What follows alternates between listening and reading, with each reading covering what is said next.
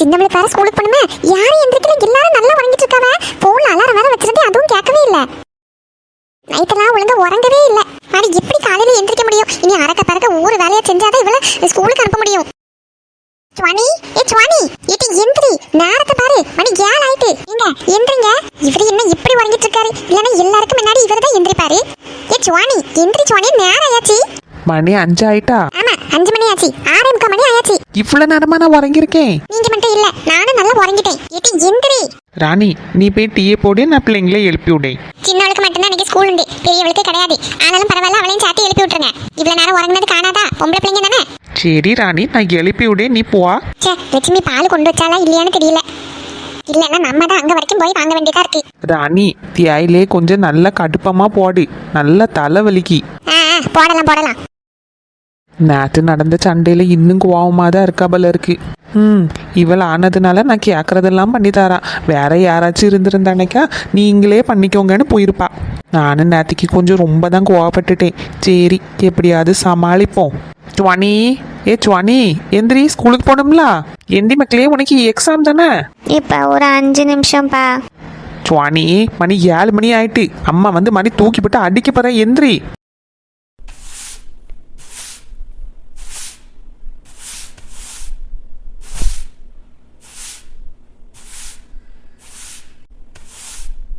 லட்சுமி, வாங்கக்கா.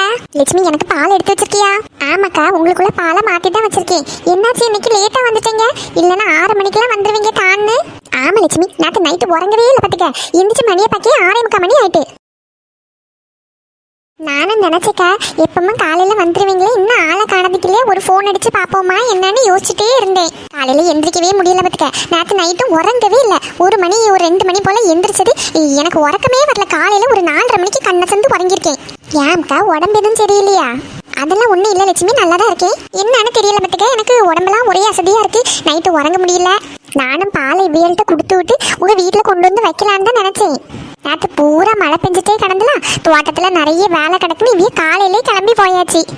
எனக்கு நேரமே இல்லை பாருங்க. தொழுவத்தெல்லாம் இன்னும் கழுவி எடுத்து போடணும். இப்பதான் தூத்துட்டே நிற்கேன். பரவாயில்ல லட்சுமி, நீ பால் மட்டும் எடுத்துதா லட்சுமி. காலையில சாப்பாடு மட்டும் வச்சாச்சுன்னா தயிர் சாதம், உருளைக்கிழங்கு பொரியல்னு எதையாவது கொடுத்து விட்டுருவேன். இவருக்கு ஆஃபீஸ் போகணும், சின்னவளுக்கு ஸ்கூலு எக்ஸாம் உண்டு. அவளுக்கு இன்னைக்கு தான் கடைசி பரீட்சைன்னு நினைக்கேன். அதனால சாப்பாடு கொண்டு போறாளா என்னன்னு ஒன்றும் தெரியல. பெரியவளுக்கு காலேஜ் கிடையாது, அதனால ஒன்றும் பிரச்சனை இல்லை. ஒரு டீயை போட்டு குடிச்சாச்சுன்னா மாதிரி எல்லா வேலையும் செஞ்சு டைமுக்கு நான் எல்லாரையும் அனுப்பிடுவேன். வாங்கக்கா, எடுத்து தரேன். சரி லட்சுமி. பாலை குப்பிக்குள்ள எடுத்து தான் வச்சிருக்கேன்.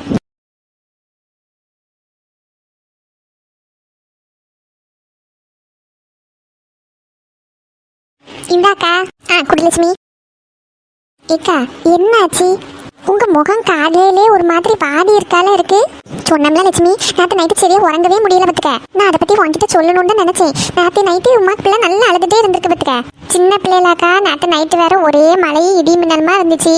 அந்த சத்தத்துக்கு அவளுக்கு உறங்கவே முடிஞ்சிருக்காது. நான் இன்னைக்கு போய் ஒரு 8 பார்க்கணும்னு தான் நினைச்சிட்டு இருக்கேன். கொஞ்ச நேரம் கழிச்சு தான் வரணும் அந்த பக்கம்.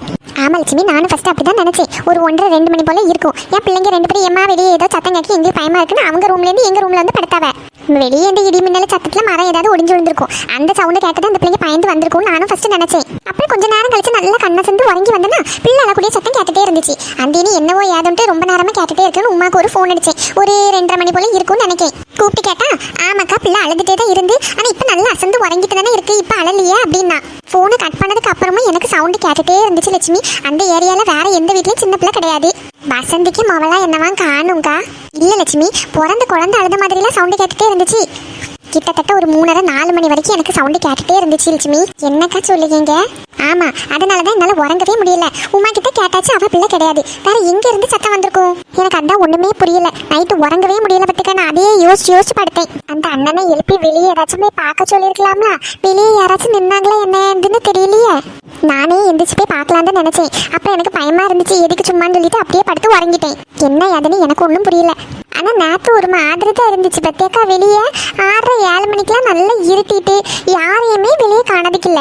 இவைய தோட்டத்துக்கு போயிட்டு வந்ததோடு நாங்க கதவெல்லாம் சாத்திட்டு 8:30-9 மணிக்கெல்லாம் படுத்தாச்சு.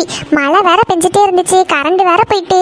ஆமா எனக்கு ஒன்றும் புரியல. சரி லட்சுமி, நான் கொஞ்ச நேரம் கழிச்சு வேணா வாரேன். இல்லைன்னா நீ உமா பிள்ளைய பார்க்கணும்னு சொன்னேல, அவள் ஹாஸ்பிட்டல்லேருந்து வந்துட்டு நான் போவே இல்லை. அப்படியே அவளையும் பிள்ளையும் போய் பார்த்துட்டு வரணும். ஏக்கா, நம்ம பிள்ளைக்கு எதுவும் வாங்கி கொடுக்கல, ட்ரெஸ்ஸு அப்படி ஏதாவது வாங்கலாமா? இப்போ ரொம்ப சின்ன பிள்ளைல லட்சுமி, இப்போ அவளுக்கு எதுவும் போடவும் முடியாது. வெள்ளை துணியை வச்சு தான் ட்ரெஸ்ஸே தச்சு போடுவாங்க. புது ட்ரெஸ் எல்லாம் வாங்கி கொடுத்தாலும் அப்படியே இருக்கும். வேணா ஒரு மாதம் போட்டோம், அதுக்கப்புறம் நம்ம கடையில் போய் ட்ரெஸ் வாங்கி கொடுக்கலாம். சரிக்கா, தங்கம் ஏதாவது எடுக்கலான்னு பார்த்தா தங்க விற்க விலைக்கு 1 கிராம் கூட வாங்க முடியாது. ஆமாம், அந்த கதையை ஏன் கேட்க? நேற்று எங்கள் அக்கா என் பிள்ளை சுவாணி இருக்கால, அவளுக்கு ஒரு செயின் எடுத்துகிட்டு வந்திருக்கா. அப்படியா? ஆமாம், சத்தியாக்கு செயின் இருக்கு. சுவானிக்குள்ளே செயினை விற்று தான் அந்த இடத்த வாங்கினேன். அதனால அவள் பிள்ளைங்களுக்கு ஒன்றுமே செய்யலையே அப்படின்ட்டு இவளுக்கு ஒரு பவுனில் செயின் எடுத்துகிட்டு வந்திருக்கா. எனக்கும் தெரியாது லட்சுமி, என்கிட்ட கேட்டிருந்தா நான் வேண்டான்னு சொல்லியிருப்பேன். என்கிட்ட சொல்லாமே வாங்கிட்டு வந்தா. செயின் வாங்கி தந்த இதில் நேற்று பூரா எனக்கும் அவளுக்கு ஒரே சண்டை. ஏன் அக்கா, செயின் வாங்கி தந்ததுக்கு எதுக்கு சண்டை? என் பிள்ளைக்கு ஒரு செயின் எடுத்து கொடுக்க கூட போக்கில்லாமே நான் இருக்கேன் அப்படி இப்படின்னு ஒரே சண்டை பற்றிக்க நேற்றுக்கு எனக்கு இவளுக்கும். எனக்கு அதெல்லாம் தெரியாது. செயினை கொண்டு போய் உங்கள் அக்கா கிட்ட திருப்பி கொடுத்துருன்னு ஒரே நிலைக்கு நிற்காரு. எப்படி லட்சுமி அந்த செயினை கொண்டு போய் நான் திரும்ப கொடுப்பேன்? அவள் என்னதான் நினைப்பா? மாதிரி குடும்பத்துக்குள்ளே ஏதாவது சண்டை வந்துடக்கூடாதுன்னு எனக்கு பயமா இருக்கு. அவள் ஆசையாக வாங்கிட்டு வந்து செயின் அந்த பிள்ளையை போட கூட விடலை பத்துக்க. என்கிட்ட சொல்லாமல் சுவானிக்கு செயின் எடுக்கிறதுக்கு சீட்டு எதுவும் போட்டிருக்காரு போல இருக்கு. நான் திருவிழாக்கு முன்னாடி என்ன திருவிழா கலைஞ்சதோடு ஒரு செயின் எடுத்து கொடுக்கலான்னு தான் நினைச்சிட்டு இருந்தேன். அதுக்கு முன்னாடி நீ உங்கள் அக்காட்ட போய் வாங்கிட்டு வந்திருக்கியா? அவங்க என்ன பற்றி என்ன நினைப்பாங்க, எனக்கு அந்த இடத்துல என்ன மரியாதை இருக்கும் அப்படி இப்படின்னு தைய தக்கான்னு குதிச்சுட்டாரு. ஐயா, அப்படியா? ஒரு செயின் எடுத்துட்டு வந்ததுல உங்க 2 பேருக்குள்ள சண்டை வந்துட்டோ? ஆமா, இப்போ அதை திரும்ப கொண்டு போய் கொடுன்னு நிற்காரு. இல்லைன்னா பைசாவை கொண்டு போய் கொடுத்துரு, நான் சீட்டு பிடிச்சி காசு தாரு, அதை கொண்டு போய் உங்க அக்கா கையில கொடுத்துரு அப்படின்னு சொல்லிட்டு இருக்காரு. நான் வேற அதே யோசிச்சு படுத்தேன்னா எப்பவும் நாங்கள் சண்டையெல்லாம் போடுவோம். ஆனால் இப்படி சண்டை போட்டுட்டு படுத்து உறங்கினதே கிடையாது. அன்னைக்கு நைட்டோடு சண்டையெல்லாம் நாங்கள் முடிச்சு பேசி எல்லாம் ஒரு தீர்மானம் பண்ணிட்டு தான் நாங்கள் உறங்கவே போவோம். நேற்று வேற ஒரே சண்டையா போச்சா, அதுலேயே எனக்கு பாதி உறக்கம் போயிட்டு இந்த பிரச்சனை வேற. அதனால என்ன பண்ணதுக்கும் தெரியல லட்சுமி. நல்ல காலையில் படுத்து அப்படியே நல்லா உறங்கிட்டேன். இப்பவும் அப்படியே ஒரு மாதிரி டயர்டாக தான் இருக்கு. சரி, நீங்க மனசு போட்டு குழப்பீங்க கேட்கா. இந்த ஆம்பளைங்க எல்லாம் இப்படிதான். அவங்க கௌரவம் போயிடும்ட்டு நம்ம சின்ன சின்ன சந்தோஷத்தையும் நம்ம விட்டு கொடுக்குற மாதிரி இருக்கும். நம்ம கூட பிறப்புங்க ஏதாச்சும் பண்ணா இவங்களுக்கு பிடிக்காது. இதே அவங்க கூட பிறந்தவங்க யாராச்சும் பண்ணா பெருமையா சொல்லிட்டு சுத்துவாங்க. ஆமா லட்சுமி, என் வீட்டில் இதே சீருதான். சரி, நான் அப்புறம் போயிட்டு வரேன். ஒலைய அடுப்பில் போட்டுட்டு வந்தேன். இனி போய் தான் டீயை போட்டு கொடுக்கணும். சரிக்கா, நான் அப்புறமா வாரேன். மனசே சரியில்லை. காலையில் குளிச்சுட்டு கோயிலுக்கு போகணுன்னு இருக்கேன். நீ வாரியா? சரிக்கா, போகலாம். சரி லட்சுமி, அப்போ நான் ஃபோன் அடிக்கேன். வாரேன்னா? சரிக்கா. சே, கஷ்டம்தான். இந்த பொம்பளைங்க வாழ்க்கையா இப்படி போகுதுன்னு தெரியல. வீட்டுக்கு பின்னாடி எல்லாம் ஒரே இலையா விழுந்து கிடக்கு. மழை பெஞ்சதுல மொத்தமா குப்பை ஆயாச்சு. இன்னைக்கு பூரா நமக்கு இதே வேலையா இருக்கும் போல. ஓகே ரகு, நீங்கள் மீட்டிங்க்கு அரேஞ்ச் பண்ணுங்கள். நான் இன்னும் ஒரு 10 நிமிஷத்தில் வந்துடுவேன். அப்படியா? ஓகே, கிளைண்ட் எல்லாம் கிளம்பிட்டாங்களா ஹோட்டலில் இருந்து? அவங்க கூடவே இருந்து பொறுப்பாக பார்த்துக்கோங்க ரகு. ஒரு 10 நிமிஷத்தில் நான் வந்துடுவேன். எந்த விஷயத்தையும் சொதப்பல் பண்ணிடாதீங்க ப்ளீஸ். நமக்கு இந்த ப்ராஜெக்ட் ரொம்ப ரொம்ப இம்பார்ட்டண்ட்டான ப்ராஜெக்ட். அதனால ரொம்ப கேர்ஃபுல்லாக ஹேண்டில் பண்ணுங்கள். ஓகேடா. ஓகே, பாய். ஃபைல்ஸ் எல்லாம் என்னோட கேபினில் தான் இருக்குது. அந்த கபோர்டுக்குள்ளே வச்சுருக்கேன். எல்லாமே எடுத்து ரெடி பண்ணி வைங்க. நான் வந்ததும் மீட்டிங் ஆரம்பிச்சிடலாம். ஏங்க, எப்போ பார்த்தாலும் ஃபோன்லேயே பிஸியாக இருக்க வேண்டியது. பிஸ்னஸ் பிஸ்னஸ் பிஸ்னஸ் இப்படியே இருந்தேன்னா நம்மளோட லைஃபை எப்போ வாழறது? சரி ரகு. நான் உனக்கு ஒரு 5 மினிட்ஸில் கால் பண்ணுறேன். சரி, நீ எல்லாமே ரெடி பண்ணி வச்சுக்கோ. ஓகே ஓகே ஓகே, பாய். என்ன அபி? என்ன விக்ரம் இது? நான் அப்போதுலேருந்து கூப்பிட்டுட்டே இருக்கேன், திரும்பி கூட பார்க்காம நிற்கீங்க. அபி, நான் ஆஃபீஸ் காலில் இருக்கேன். இப்படியா வந்து டிஸ்டர்ப் பண்ணிட்டு இருப்பாங்க? கொஞ்சம் கூட உனக்கு மேனர்ஸ் இல்லையா? என்ன விக்ரம் இது? மேனர்ஸ் இல்லையா அப்படி இப்படின்னு கேட்டுட்டு இருக்கீங்க? அப்படி பார்த்தா நானும் தான் கேட்பேன். ஏன் நான் என்ன மரியாதை குறைவா நடந்தேன்? கல்யாணம் பண்ணி உங்களையே நம்பி நான் இங்கே வந்திருக்கேன். ஒரு நாளாவது என் கூட இருந்து டைம் ஸ்பெண்ட் பண்ணியிருக்கீங்களா? இப்போ பார்த்தாலும் உங்கள் பிஸ்னஸ், ஆஃபீஸு, கிளைண்ட்டு, ஃபைலு இப்படியே தான் நீங்கள் பேசிட்டு இருப்பீங்க. விக்ரம், எனக்காகவும் கொஞ்சம் டைம் ஸ்பெண்ட் பண்ணுங்க.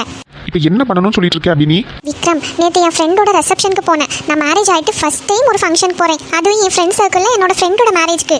ஆமா, நீ போறேன்னு சொன்ன, போயிட்டு வந்தாச்சுல, அப்புறம் என்ன? அங்கே எல்லாரும் உங்களை பற்றி தான் கேட்டாங்க தெரியுமா? நான் காலேஜ்ல எல்லாம் எப்படி சுற்றிட்டு இருப்பேன் தெரியுமா? நான் என்னோட லைஃப் பார்ட்னர் பற்றி அப்படி இப்படி எல்லாம் பேசி வச்சிருந்தேன். நீங்கள் நேற்று ஃபங்க்ஷனுக்கு வராதனாலே அவங்க எல்லாரும் என்கிட்ட என்னெல்லாம் கேள்வி கேட்டாங்க தெரியுமா?